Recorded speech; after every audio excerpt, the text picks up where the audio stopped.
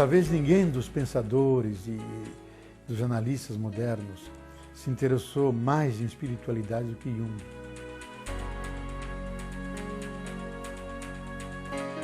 Obviamente que a obra do Jung é uma obra psicológica, uma obra científica, mas nem por isso ele foi alguém que se tornou insensível à busca da espiritualidade.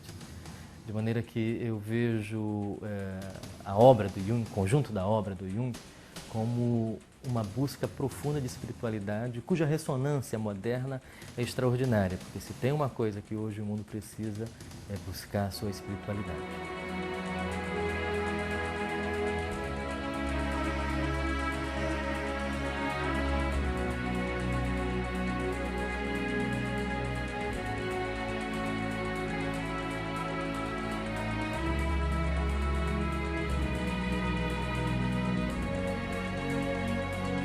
Cabe a Jung o mérito de ter mostrado que a espiritualidade não é monopólio das religiões e dos caminhos espirituais, que a espiritualidade é a dimensão do humano, do profundo humano.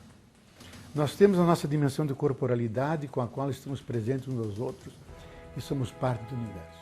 Temos a nossa mente carregada de desejos, de arquétipos, de sonhos. Mas também temos aquela dimensão em nós que coloca as últimas questões. De onde venho? Para onde vou? O que estou fazendo aqui? Como estou à mercê de energias que estão em mim, mas das quais eu não sou dono, mas me cabe a mim domesticá-las e com elas fazer um projeto de vida, benfazejo, de construção e de união com as outras pessoas. Essa dimensão última, Jung chamava de a dimensão da espiritualidade. E ela se centraliza ao redor do solo interior, da imago Dei, a imagem de Deus, que é aquele arquétipo mais profundo que sateliza todas as energias do ser humano e que eleva o ser humano para cima desse próprio universo. Então essa dimensão hoje se faz urgente no seu resgate. E se nós não conseguirmos resgatar a espiritualidade, isto é, valores não materiais, o sentimento de pertença a um maior e também a percepção de que as coisas não estão justapostas, umas religadas às outras, e que esse fio condutor que une tudo, construindo o universo como cosmos, como ordem, que esse é o nome que as religiões deram para aquele mistério que nós chamamos Deus. Não está fora de nós, está dentro de nós, o nosso profundo. Dialogar com Ele, escutar a sua voz, é a tarefa da espiritualidade.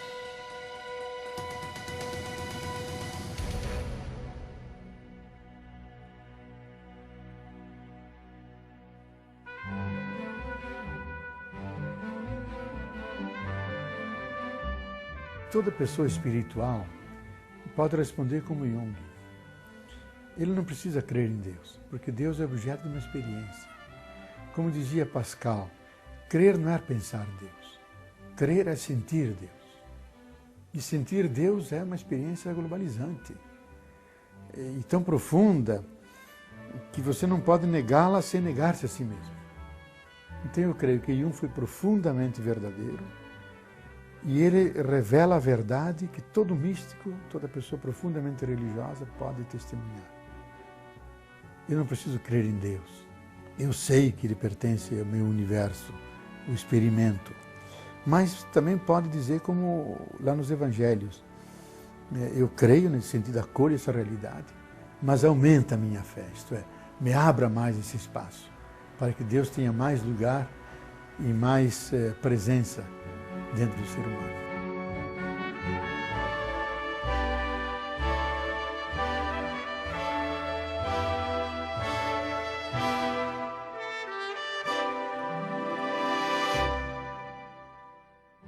Eu considero um místico no sentido clássico da palavra místico. É aquele que tem a ver com o mistério. E talvez poucos seres humanos da nossa cultura mergulhou tanto no mistério humano como Jung. Até as últimas raízes, até o limite extremo e intransponível de ele se transformar num ser cósmico, pelo alargamento de sua consciência. Então ele chegou a essa dimensão, e de uma mística, eu diria, secular, profana, mas que incorporou também o elemento religioso, porque ele se sentia à vontade nas famosas e grandes liturgias beneditinas, com Gregoriano, dentro dos símbolos cristãos. Ele desenvolveu uma arte fantástica de decifrar o sentido secreto das simbologias humanas, dos grandes mitos da humanidade. Só uma pessoa mística, isto é, aquele que comunga com esse mistério e se sente afim a esse mistério, pode ter tanta capacidade de penetrar nele e criar um discurso da sua comunicação. And did you believe in God? Oh, yes. Do you now believe in God? Now? Difficult to answer. I know. I don't need to believe. I know.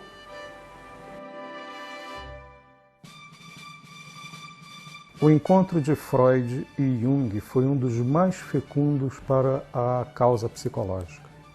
Nunca se produziu tanto dentro da psicologia como o produto do encontro desses dois homens.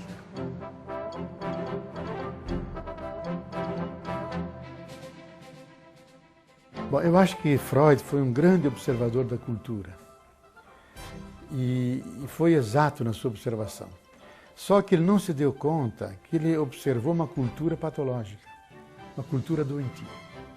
Por isso explica o falocentrismo da centralidade na sexualidade, porque a nossa cultura coloca o sexo como um dos centros da sociedade. E Freud criou a teoria para entender isso. Agora, cabe dizer, e foi uma das tarefas fundamentais de Jung dizer, que essa visão é reducionista e patológica. Toma uma manifestação desviante da sexualidade, a toma como normalidade. Freud e Jung, falando de religião, tem uma diferença básica. O Freud, ele vê como um processo patológico, né, do ser humano, enquanto que Jung, ele amplia e ele dá a possibilidade de um processo mais criativo para o ser humano. Freud entendeu a religião como uma neurose coletiva. Isto é uma dependência que o ser humano tem para com a figura do pai e da mãe e que ele projeta para o grande pai e grande mãe que seria Deus. Por outro lado, Freud foi suficientemente objetivo para perceber que essa neurose é uma neurose permanente do ser humano. Embora a tarefa seja dar autonomia a ele, ser pai e mãe de si mesmo, o ser humano é um ser continuamente em decadência, ele não consegue se refazer e a religião tem uma função terapêutica, é uma neurose, que evita uma psicose, que evita a destruição do sentido de vida, ilude o ser humano, mas permite que ele viva, porque é importante daí dar triunfo ao princípio de vida sobre o princípio de morte. Por outro lado, essa afirmação que não está no nosso código, não está escrito em nós a fórmula da felicidade. Eu acho que não está escrita e por propósito do Criador, para que o ser humano possa criar a sua felicidade. Ela nunca é dada, nem no código genético, nem na sociedade. O ser humano tem, com um conjunto de fatores, desafios, respostas que ele possa dar, ele vai construindo a sua felicidade. Então a felicidade é o resultado de um longo processo de autorrealização e eu diria um processo de individuação humana. Quem conseguiu a individuação, esse é uma pessoa feliz. Ele enfrenta todas as borrascas, enfrenta cruzes, aceita ressurreições, mas ele mantém a soberania, mantém a sua altura. Ele é um ser liberado. E isso é tarefa para cada ser humano poder realizar, e por isso a felicidade é uma construção humana, pessoal e também, oxalá seja, uma construção coletiva.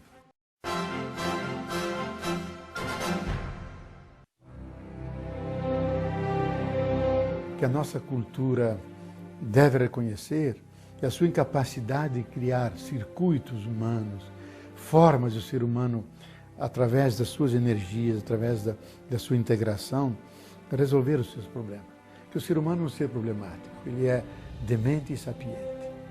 Agora, dentro dele estão todos os recursos para a sua cura. Eu me lembro quando perguntei ao Franz, o filho do Jung, por que eles não ficaram psicanalistas como o pai, herdando essa herança fantástica da experiência que o pai teve. Eles responderam, nosso pai disse que nós não precisávamos, porque os problemas que nós tínhamos podiam ser curados pela própria vida, porque normalmente a vida cura a vida. E quando a vida não consegue curar-se a si mesma, você se socorre do analista que te ajuda a você encontrar a sua vida e o caminho da sua vida. Então eu acho que, para mim, a escola psicanalítica de Jung, com suas várias vertebrações, é uma grande terapia da humanidade. É a forma como o ser humano entra em si mesmo, descobre sua profundidade, reconhece suas sombras, mas ao mesmo tempo detecta a sua luminosidade e obedece ao arquétipo fundamental que está dentro de cada pessoa e procura realizá-lo no seu dia a dia, no seu sonho, na sua prática.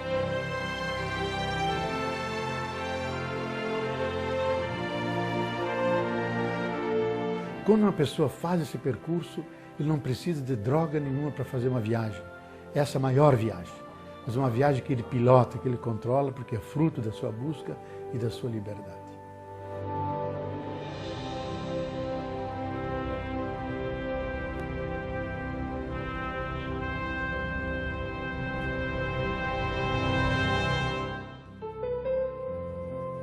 A singularidade do trabalho junguiano, né, pode ser verificado, essa questão da ecologia, pela própria prática de atendimento psicoterapêutico que ele realizava em sua propriedade ao ar livre. Ele recebia os clientes, seja no trabalho da horta, seja rachando lenha, seja pegando água no poço, ou seja dando uma volta no barco, no Lago de Zurique, né? E Jung procurava inserir o seu trabalho aos aspectos mais sublimes da natureza.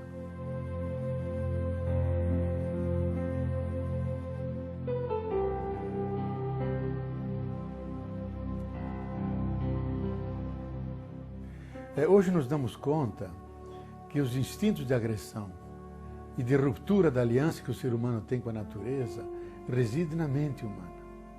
Porque na mente humana não estão só sentimentos de solidariedade e amorização.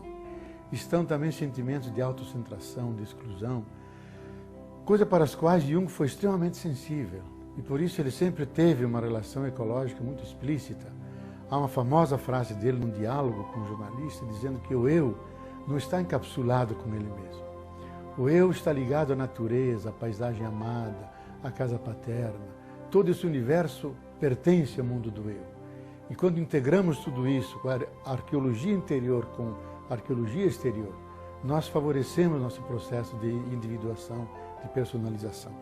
Então a ecologia mental procura desmontar no ser humano o antropocentrismo, os instintos de utilização meramente objetivística da natureza, para deixar lugar a uma relação de gratuidade, de convivência e não só de dominação.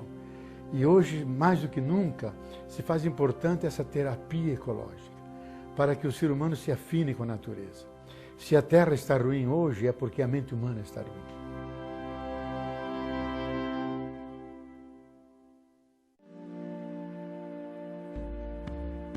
O feminino é a possibilidade que as pessoas têm de entrar em contato com o seu afeto, a possibilidade de mostrar ele. Quando eu falo de feminino, eu falo do próprio feminino dentro do homem, da ânima.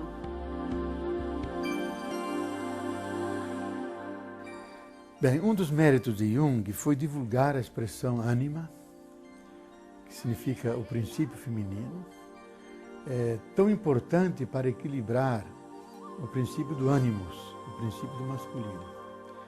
E ele se deu conta que nos últimos 10.000 anos temos vivido sob a dominação do princípio ânimos, o princípio masculino, daí o patriarcado, daí as monarquias, os processos de dominação. Mas que dentro de nós estão estruturas de equilíbrio, estruturas compensatórias. E por isso a dimensão da ânima sempre emerge como formas de equilibrar essa dominação. E que hoje há condições ideológicas, culturais, de nós darmos um espaço muito maior à dimensão da ânima, ao feminino, para que ele, junto com o masculino, crie uma nova sociedade, não mais de guerra de gêneros e sexos, mas uma emulação, uma convivência na diferença de masculino e feminino. Então o feminino, a dimensão da ânima, que é aquela dimensão em nós que nos permite, no homem e na mulher, que nos permite pensar uma totalidade, permite não só compreender a realidade, mas sentir a realidade, que nos permite pensar com o corpo, não só com a cabeça, que nos permite captar que as coisas não são só coisas, são mensagens, são símbolos, são evocações de um arquétipo profundo. a dimensão da ânima, do feminino, nos abre para a espiritualidade. Porque a espiritualidade está ligada a esse caráter de sensibilidade, de percepção dessa totalidade.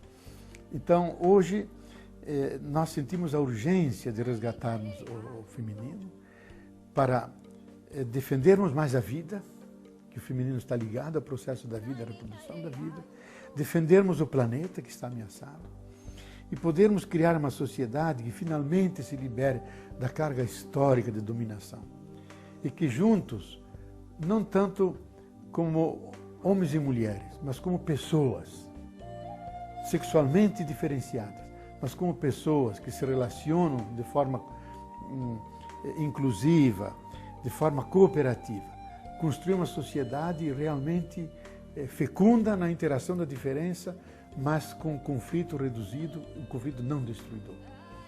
E isso eu creio que nós só o fazemos se resgatarmos de uma forma poderosa a dimensão do feminino, que está emergindo cada vez mais e se compondo, e não se contrapondo com a dimensão do ânimo do masculino.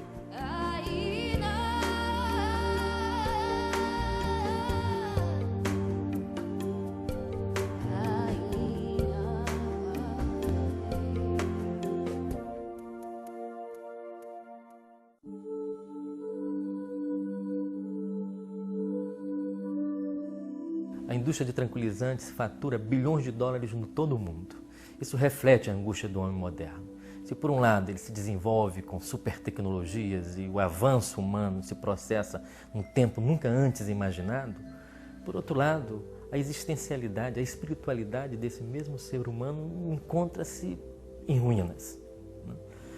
Eu acredito que a obra de Jung signifique uma luz no fim do túnel, porque ele redireciona o ser humano naquela meta, naquela direção, naquela fonte original que é a sua interioridade e onde ele pode encontrar a sua verdadeira felicidade e seu bem-estar no mundo.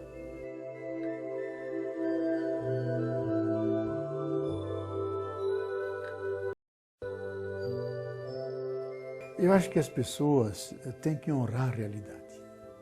Isto é, acolher a realidade assim como ela é. A realidade é contraditória, ela tem suas dimensões de sombra, suas dimensões de violência, de desestruturação, e isso é parte do ser humano e parte da realidade. Daí a importância da teoria do caos, que mostrou que essa é uma das estruturas do real. Nós viemos de uma grande desordem inicial, que é o Big Bang, a explosão inicial. E, simultaneamente, tem a dimensão de ordem, a dimensão de beleza, de graciosidade, de amorosidade, de cuidado. O ser humano está dilacerado entre essas duas dimensões.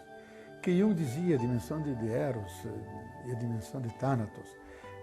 Freud dizia isso, mas que Jung também dizia é a união dos opostos. A realidade é essa. Daí a preocupação dele em comentar Jó, que transformou essa questão num drama pessoal e num horizonte teórico. E assumir com honradez essa realidade. E não temer a dimensão de sombra, mas abraçar com alegria a dimensão de luz. E poder equilibrar essas duas dimensões. Para poder navegar na vida com soberania. Não sucumbir às sombras, mas também não se magnificar só com a luz. E eu acho que o cristianismo, que tanto fascinou Jung, nos dá uma fórmula, que é o mistério pascal, que é a paixão e morte e ressurreição de Jesus. O mistério pascal diz isso, a gravidade da cruz, da Sexta-feira Santa, de um Filho de Deus que morre gritando contra o Pai, que o havia abandonado. Então, a mais radical solidão humana. E o credo cristão fala que o Filho de Deus foi até o fundo dos infernos, onde ninguém nos possa acompanhar, onde estamos na nossa absoluta solidão. Nem a pessoa amada nos acompanha. E, simultaneamente, tem a ressurreição, que é o resgate da vida. Mas não só que é o resgate da vida como reanimação de um cadáver e volta à vida de antes, mas a ressurreição como transfiguração do ser humano, como realização de todas as suas potencialidades. Então, o homem utópico, o projeto infinito, ganha corpo. E que nós vivemos nessa travessia contínua, entre Sexta-feira Santa e Domingo de Ressurreição, que é essa realidade humana. Se alguém assume isso com hombridade, com seriedade, com leveza, o resultado disso é a liberdade interior, de ele ser mais forte que essas contradições. E a liberdade interior não tem preço. E outro nome dela é felicidade.